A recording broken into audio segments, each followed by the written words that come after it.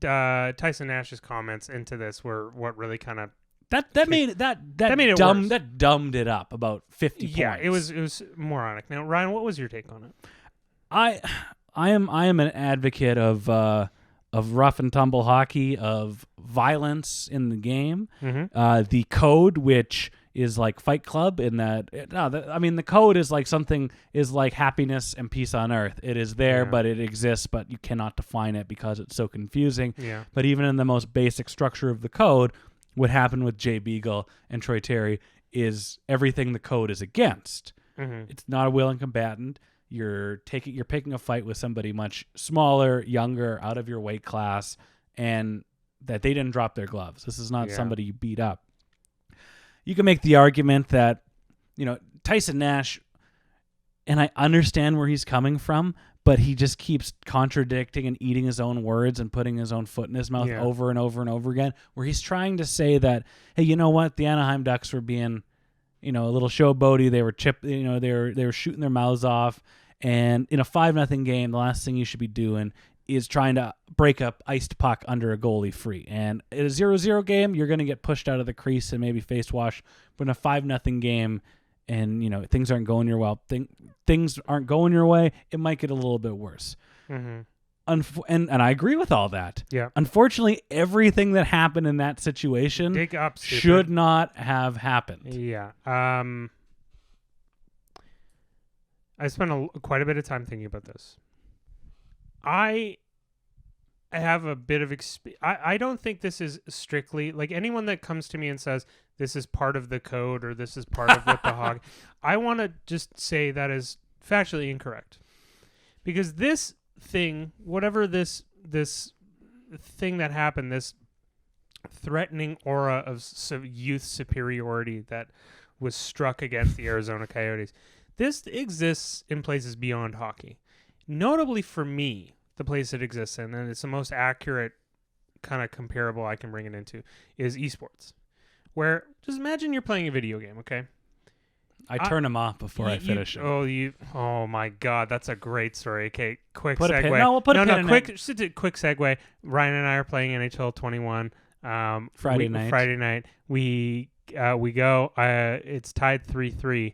And then Ryan goes to the home button on his PlayStation. And he's like, well, you want to watch some sports highlights while you finish that beer? And he turns off the PlayStation at the end of the third period. I'm like, Ryan, what did you do? And he looked at me.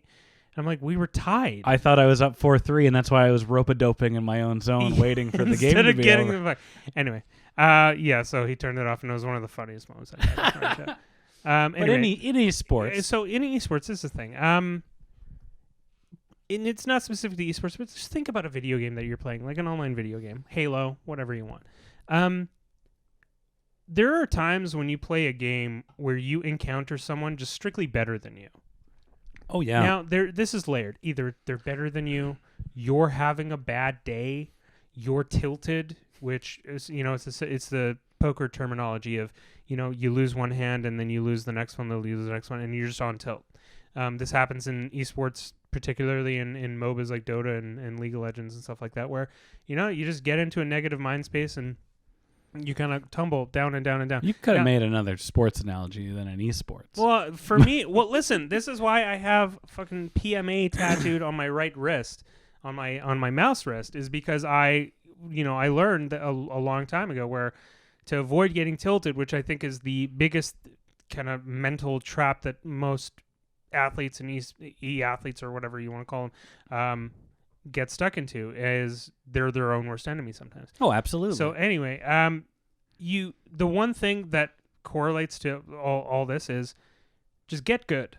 Yeah. That's the thing. It's like you play against someone that's better than you, that's skating harder than you, that's outscoring you. Just be better. That's the only thing you can do.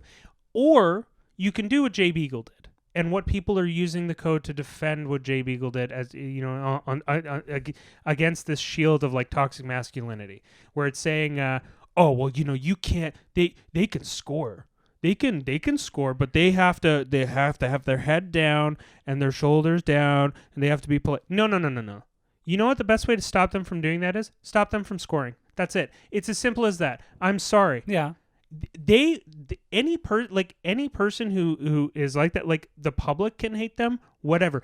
You can be angry at them, but they are in full right to celebrate however the hell they want. They can become villains afterwards. They can be on Sportsnet and on TSN. You can be Hope Solo. They can be Hope Solo and not understand they're not as great as they thought they were. And then, get arrested for a DUI. But, so what I'm just trying to say is getting frustrated. Like, I understand you're frustrated. I would be too. You're getting fucking humiliated on the ice.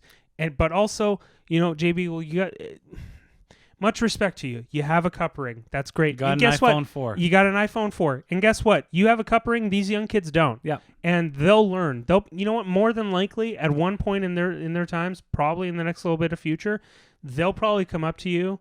They might have a talk with you, or you might run into them and say, "Hey guys, listen, we played against the game with you, and you're going, that wasn't, going into the future. That's not great."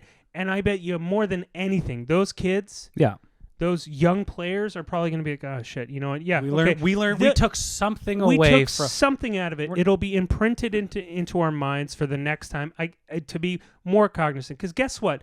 Oddly enough, the one thing young 20-ish-year-old men don't have is empathy. And when you get punched in the head, you really learn from that a lot more. And now guess what? Sorry, but guess what now? The next time they play you, they're going to try and score 10. Yeah. They're not going to have any mercy on you because now you've wronged. Like, I get it. The idea that these kids should have the empathy and the understanding that don't run up the score and whatever. But I think like there's a better way than punching someone to submission. That's what upsets me because I agree with everything. I don't agree, but I feel I have empathy for Jay Beagle. I understand exactly where Tyson Nash is coming from. I've played in minor hockey games where it's 9-0 and everything is absolutely miserable. Yeah. Everything sucks. But so I get it. But then to flick that switch into I need to beat up this guy, which goes against everything air quotes beautiful, which you agree or disagree about how people carry themselves in hockey, that's when it goes to shit. And it stinks. I know exactly where they're coming from, but they screwed up tenfold. Yeah, I just don't. Jay Beagle, if you're blind with rage because you're getting dummied at a game, fine. But you have Cam Fowler right there. Cam Fowler is stepping in to say get away from the kids, and he goes for the young guys. Troy Terry comes in. Well, this is a team that has just traded Josh Manson, has just traded Nick Delorier. Ryan Getzlaf, I don't think played in that game. No. So can I ask something? Yeah. As much as there is a proponent to young players knowing where to draw, knowing we're blowing these kids out, whatever, should there not also be a sage-like proponent to older players to know not to physically take it over the edge against a young player? Absolutely. To potentially harm a person's career? Because guess what? Okay, now... So, Jay Beagle, okay, so now someone can take liberties on you. Now that's what we're saying. You can just take... And it's anytime you get frustrated... Yeah. And and this is the thing, your interpretation of what your limit of frustration can be. What if it's next time it's 3-0? Oh, you're frustrated. Go beat the shit. Oh, they were celebrating. 5-0 is too much. 6-0, 4-0. It's like, stop. Just get better. And I understand you're in Arizona. You're probably really frustrated. You have one goal and the entire season you're minus fucking 15. I get it. You're in a no-win situation. You probably couldn't get traded at the deadline. Whatever. Yeah. And you're really upset. But listen, pal, you've been in the league as long as you have. I understand if you're born and bred with this idea of the code, and it's a lot harder. No, don't put the code in this. No, because this is stupidity. No, it is stupidity. But also, you have to understand that this is the construct of what a lot of these players have been living for majority of their lives. And so now, a lot. This is the thing. That change isn't this immediate thing that happens. So I can understand that someone that has grown up in the game where, you know, it's the code, and you saw older players when you were coming in abide by the code, and now you're seeing younger players not abiding by that thing in 2022, and you think in your head, you're like, this is, you know, I'm going to draw, this is where Jay Beagle draws the line. Da, da, da, da. I know what I need to do. The exact opposite of what I should be doing. Yeah, and it's the exact opposite of what and instead, it's like, well, you know what, like, the game is changing. And I know people are like, well, you can't have physicality. No, you can have physicality in the NHL. You just can't have whatever the fuck that Assaults. was. What? Assault.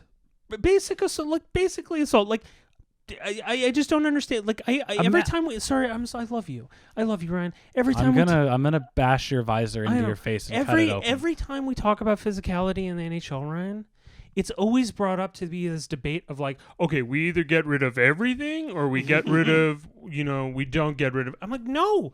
How about we just get rid of the stuff that is blatantly not part of the everyday minutia, like hitting. Okay, you get hit with a big hit. Hey, man, keep your head up. Well, because if I was Jay Beagle, yeah, and it's easier said than done, because I mean, this is a passionate sport, and you are towing the line of insanity, and which is why Nazem Kadri gets suspended every year, because that's the role you're supposed to play.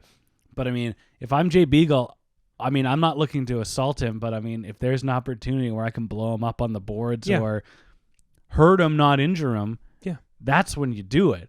But you screwed up in this blind rage in a mean nothing game, and now everybody's talking about everything else, and everyone's talking about how wrong you were.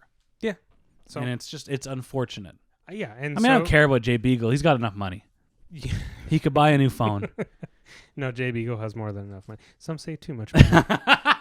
I mean, listen, if someone offers you a contract like that, you take it. I'm not going to blame Jay Beagle for how much he's getting paid.